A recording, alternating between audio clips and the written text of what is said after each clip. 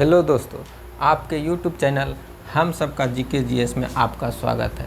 आइए आज हम आपको बताते हैं कारखाना अधिनियम के बारे में। कारखाना अधिनियम की बात करें तो सबसे पहली बार 1881 ईस्वी में जो लॉर्ड रिपन के द्वारा लाया गया था, जिसमें कहा गया था कि बच्चे श्रमिक मतलब बच्चे को कारखाना में काम करने यानी श्रमिक को बंद किया गया था। बच्चा अधिनियम या तो 1881 में लॉर्ड रिपन के द्वारा कारखाना अधिनियम में जो कहा गया था कि बच्चे को काम करना निषेध है। दूसरी बार 1891 ईस्वी में लॉर्ड लैंसडाउन के काल में लाया गया था, जो महिलाओं के ऊपर कारखाना अधिनियम लगाया गया था, जिसमें महिलाएं श्रमिक काम नहीं कर सकता।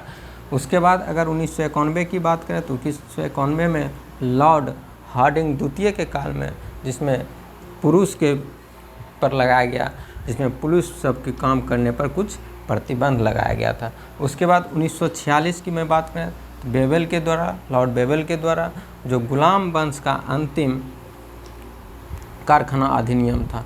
गुलाम वंश का अंतिम कारखाना अधिनियम अगर पूछेगा तो किसने लगाया था? 1946 में लॉर्ड बेबल के द्वारा लगाया गया था। अगर उसके बाद अगर बात करें तो 1948 में जवाहरलाल नेहरू जिसमें भारत के प्रधानमंत्री थे, उस समय डॉक्टर श्यामा प्रसाद मुखर्जी के द्वारा लाया गया था कारखाना अधिनियम, जिसमें स्वतंत्र भारत का प्रथम कारखाना अधिनियम इसे कहा जाता है।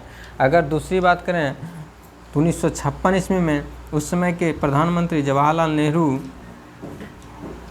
नेहरू ही थे, जो कि दूसरी बार कारखाना अधिनियम लाया गया था। यह स्वतंत्र भारत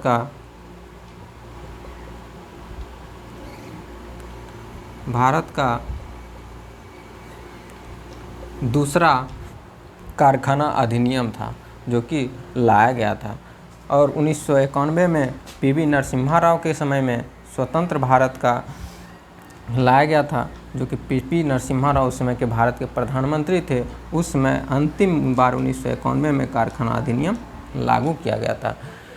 कारखाना अधिनियम पहला अगर बाल श्रमिक के लिए रिपन के काल में 81 में, दूसरी बार उसके माँ के लिए, महिला के लिए लॉर्ड लैंसडाउन के काल में 1891 ईस्वी में, तीसरी बार 1911 में हार्डिंग के काल में पुरुष पर, 1946 में बेबल के द्वारा गुलाम वंश का अंतिम, 48 में जवाहरलाल नेहरू डॉक्टर श्यामा प्रसाद मुखर्जी स्वतंत्र भारत का प्रथम, 1956 में जवाहरलाल नेहरू स्वतंत्र भारत का दूसरी बार, और अंतिम 1991 में पीवी नरसिम्हा राव के समय में लाया गया था, जो कि अंतिम बार था कारखाना अधिनियम। अगर ये वीडियो आपको अच्छा लगे तो लाइक एंड सब्सक्राइब जरूर करें। धन्यवाद।